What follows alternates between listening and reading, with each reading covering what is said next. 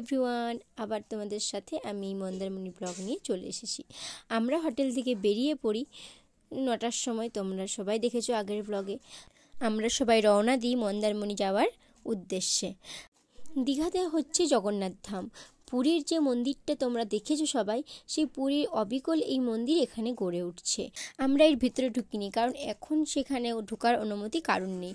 আর কিছুদিনের মধ্যে এই মন্দির প্রাণ প্রতিষ্ঠা হবে। এইখানে শোনা যাচ্ছে যে পুরীর যেমন রথের মেলা হয় বা রথযাত্রা বেরোয়, সেই রকমই এখানে রথযাত্রা বেরোবে। এটা হচ্ছে তার গেটটা। এই গেটটা দেখে তোমরা নিশ্চয়ই বুঝতে পারছো যে পুরীর অবিকল মন্দির এখানে গড়ে উঠছে। দীঘার পর বেরিয়ে পড়েছি আমরা ঘুরতে। মন্দারমণি যাওয়ার পথে আমরা এই পার্কটা এসেছি। পার্কটার নাম ঠিক আমি জানি না কি নাম, আচ্ছা দেখা হয়নি যখন গেটে ঢুকছিলাম। পার্কটা অনেকটা বড়।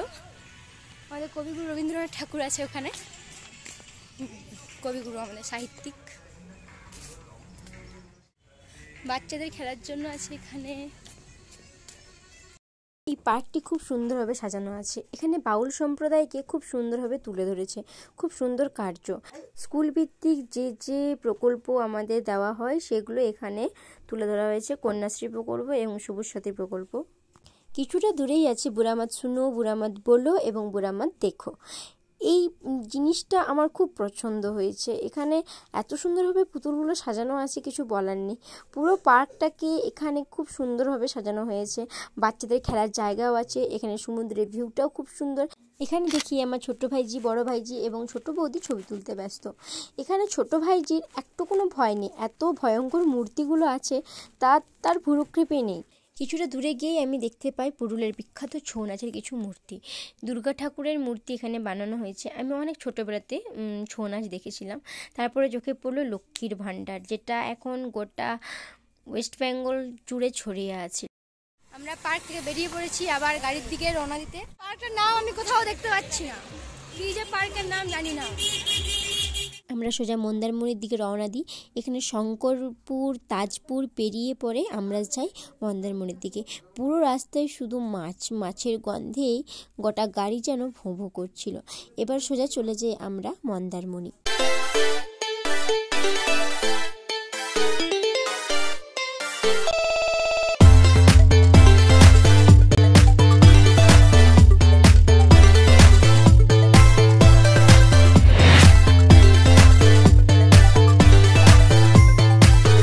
থেকে বের হয়ে সোজা চলে যাই বিচের দিকে। এখানে অনেক রকমের জিনিস বসেছিল।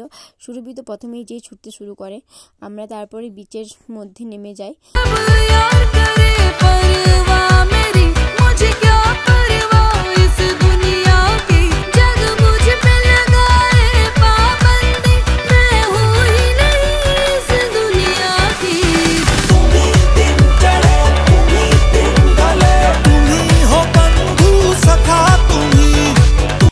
আমাদের লাডুরানি হজমমলা খাচ্ছে আর আমাকে বলছে আমি কিম খাচ্ছি।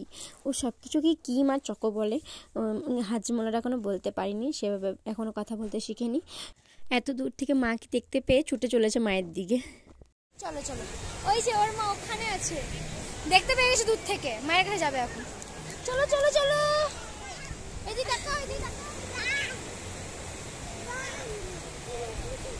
আস্তে। দীঘা থেকে মন্দারমণিটা বেশি ভালো লাগছে কারণ এখানে অনেকটা পলি বেরিয়ে আছে। আমরা যেমন দীঘাতে সকালবেলা উঠে গিয়েছিলাম, আজকে তো উঠতেই ভুলে গেছি, আজকে ঘুমিয়ে গিয়েছিলাম আমরা। মন্দারমণিতে অনেকটা পলি বাইরে আছে, তারপরে সেখানে জল, তার জন্য আমরা এখানে বেশি একটু এনজয় করতে পারছি। ছোট বৌদি সমুদ্র থেকে ঝিনুকের খোলা, শামুকের খোলা তুলতে থাকে। তার সাথে সুরভিও যোগ দেয় যে ওরা ওগুলো বাড়ি নিয়ে যেয়ে কিছু একটা করবে বলে। এতক্ষণে লাড্ডুরানি বাবার সাথে একটু সমুদ্রতে খেলতে শুরু করে। এতক্ষণ তো একা একাই খেলছিল, এবার বাবার সাথে একটু খেলা শুরু করে ও।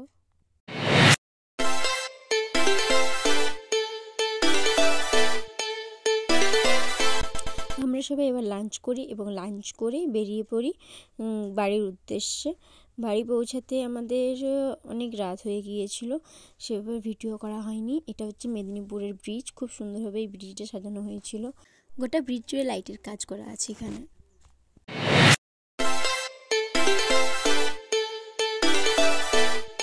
কালীঘাট থেকে আমরা এসেছি মোটামুটি 11টার সময়, তার জন্য আর ভিডিও শ্যুট করা হয়নি। সকালবেলায় 9:24 অবধি ঘুমিয়েছি মনে হয়, কারণ ওখানে ভালো করে ঘুম হয়নি, ঘুরেছিলাম ওই জন্য ঘুম হয়নি। আজকে দেখাবো তোমাদেরকে দীঘা থেকে আমি কি কি এনেছি। বেশি কিছু আনিনি, আমার নিজের জন্য সেভাবে কিছু পছন্দ হয়নি। জানি এগুলো এখানেও পাওয়া যায়, কিন্তু আমার একটা বুঞ্জি আছে আর আমার বোনের জন্য নিয়ে এসেছি এই দুটো বক্স। আমি বনলতাতে এই দুটো বক্স নিয়েছিলাম এইভাবে, এরকমই গোল রাউন্ড। ওখানে নিয়েছিল 50 টাকা করে, এখানে 40 টাকা করে নিয়েছে। এই দুটো ব্রেসলেট নিয়েছি, আর নিয়েছি এই দুটো কিউট কিউট পুতুল। পুতুল নয়, এগুলো পাখি, বেশ সুন্দর, আমার তো খুব পছন্দ হয়েছে এগুলো। এটা বলছে রিয়েল শঙ্খ, ওখানে যারা দিয়েছে, যার কাছে আমি নিলাম, সেখানে পুরোভাবে লাইটের কি কাস্টিং করা দেখালো যে এটা নাকি রিয়েল। খুব সুন্দর, আমার খুব পছন্দ হয়েছে। এনেছি একটা গাড়ি, এই যে ভাইয়ের জন্য।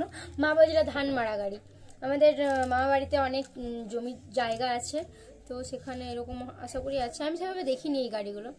এই যে আমার বুঞ্জি আমার ভাইজি এসছে, যে দুজনতে এসছে। পিসি কি করছে দেখবো। মন্দারমণি দীঘা থেকে ঘুরে এসে এক্সপিরিয়েন্স খুব ভালো, একটুও খারাপ বলবো না। কিন্তু আমার যতটুকু মনে হয়, দুটো জায়গায় ঘুরে পরে দেখে পরে যতটুকু মনে হলো যে দীঘা জায়গাটা যারা ক্রাউড বেশি পছন্দ করে তাদের জন্য বেস্ট, কারণ সেখানে প্রচণ্ড ক্রাউড। আর যারা নিরিবিলি জায়গাতে থাকতে পছন্দ করে বা তারা থাকতে চায়, তাদের জন্য মন্দারমণি ইজ দ্য বেস্ট। হ্যাঁ, কেনাকাটা করার জন্য দীঘা বেস্ট, কারণ দীঘাতে কেনাকাটার খুব কম দাম জিনিসের, খুব কম দাম না হলেও মন্দারমণির থেকে কিছুটা কম। আমরা মন্দারমণিতে হোটেল বুকিং করিনি, কারণ আমরা মন্দারমণি গিয়েছিলাম জাস্ট একদিনের জন্য, একদিনের জন্য নয়, এক বেলার জন্য। আমরা দীঘাতে যেয়ে পরে হোটেল বুকিং করেছিলাম, হোটেলে ছিলাম একটা রাতের জন্য, সেখানে আমরা ঘোরাঘুরি করে পরে চলে এসেছি মন্দারমণি। মন্দারমণি যেতে যেতে পার্কে ঘুরেছি, মন্দারমণিতে হালকা বিচে সবাই এনজয় করেছি। বিচে এনজয় করার পরে আমরা দুপুরের লাঞ্চটা ওখানে সেরে ফেলে তারপরে আমরা গাড়ি চড়ে গেছি। 3:30 এরকম টাইমে আমরা রওনা হয়েছিলাম। বাড়ি এসেছি 10:45 না 10:30 11টা এরকম সময়ে বাড়ি চলে এসেছি। মন্দারমণি দীঘা থেকে ঘুরে এসে আমি রিভিউ দিয়ে দিলাম যে আমার ওখানটা কেমন লাগলো। পরে আস্তে আস্তে আরও অনেক ব্লগ আসবে, আমার সাথে তোমরা থাকো, আমাকে সাপোর্ট করো এবং সাবস্ক্রাইব করে দিও চ্যানেলটা। টাটা।